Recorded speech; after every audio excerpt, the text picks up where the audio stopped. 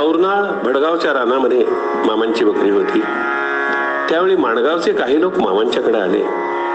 जितके लोक आले होते त्या प्रत्येकाला काहीतरी प्रापंचिक व्यथा होत्याच.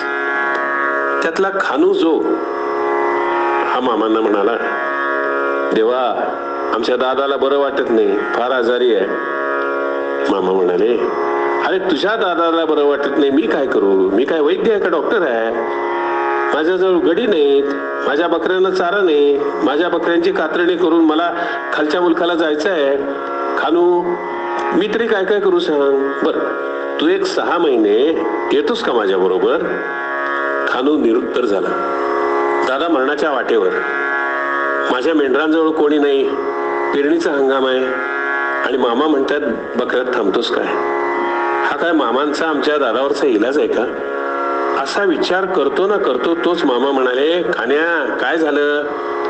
मामा मला जमत नाही, मी गावाकडे जातो. खानू उत्तरला. खानू गावाकडे गेला. दादा आजारीच होता. खानू कराड भागात बकरी घेऊन गेला. 15 दिवस झाले असतील. तोच खानूच्या बकऱ्यांच्या तळावर 4-5 दरोडेखोर सशस्त्र बंदुकी वगैरे घेऊन आले. त्यांनी खानूच्या छातीला बंदुकीची नळी लावली. खानू एकटाच, पळून जाता येत नव्हतं किंवा 2 हात करणं तेही अशक्य होतं. त्यांनी खानू जवळ होते ते 20 रुपये काढून घेतले. पायातला पायताणाचा एक नवीन जोड होता, तोही काढून घेतला आणि निघून गेले. त्यानंतर खानूला काही केला क्रमेना, म्हणून तो जोडीदार लोकांना सांगायला लागला की मला गावाकडे जायचंय. नंतर तो गावात आलाही, येऊन आजारी पडला. त्याच्या घराच्या शेजारी एक म्हातारी राहत होती.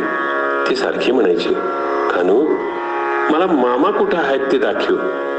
मी तुझा गाडी खर्च देते, पण लवकर मला मामांचं दर्शन घडीव. खानून निश्चय केला. तो त्या म्हातारीसह मामांच्याकडे आला.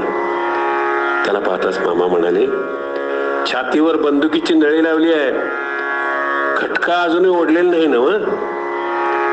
का आलास? माझ्याजवळ कण्या शिल्लक नाहीत. त्यावेळी खानूला फार भूक लागली होती.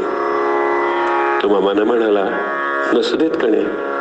मामा म्हणाले, अरे खानू, एखाद्या माणसाला मी मनापासून हेरलं आणि तो जगाच्या पाठीवर कुठंबी माझं ऐकत नाही म्हणून गेला, त्याला जर मी इथं आणलं नाही तर जगात बाळू धनगर म्हणून नाव सांगणार नाही. खानू म्हणाला, देवा, मी बकरी राखायला तुमच्याजवळ थांबतो, पण मला आधी काहीतरी खायला द्या, भूक लागली. मामा म्हणाले, माझी बकरी राखशील तर एक डोळा उघडून तुझ्या दादाकडे बघीन. यानंतर खानू जोगानं पोटभर जेवण केलं. मामांनी त्याला झोपायला सांगितलं. खानू 1 दिवस विश्रांती घेऊन बकरी राखायला थांबला. बाळू मामा, बाळू मामा.